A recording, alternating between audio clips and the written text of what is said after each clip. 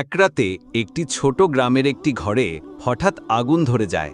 আগুন এত তীব্র ছিল যে সবাই ভয়ে চিৎকার করে ঘর ছেড়ে দৌড়ে পালায়।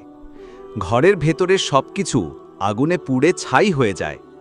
আসবাবপত্র, কাপড় চোপড়, এমনকি দেয়ালও আগুনে গলে যায়। হঠাৎ আগুনের মাঝখান থেকে একটি অদ্ভুত ঘটনা ঘটে। ঘরের এক কোণে রাখা কোরআন শরীফ বাতাসে ভেসে ওঠে, যেন কারো অদৃশ্য হাত সেটাকে আগলে ধরে আছে। আগুনের কোনো ক্ষতি না করেই কোরআন শরীফটি উড়ে গিয়ে পাশের একটি বড় গাছের ডালে গিয়ে ঝুলে যায়। গ্রামের লোকজন আগুন নিভানোর পর যখন সব পুড়ে যাওয়া ঘরটি দেখতে আসে, তখন একজন শিশু গাছের দিকে আঙুল তুলে বলে, দেখো, কোরআন শরীফ তো ওখানে। সবাই দৌড়ে যায় গাছের কাছে। অবাক বিস্ময়ে দেখে কোরআন শরীফটি অক্ষত অবস্থায় গাছের ডালে শান্তভাবে রাখা। সবাই কেঁদে ফেলে, এ এক আল্লাহর কুদরত।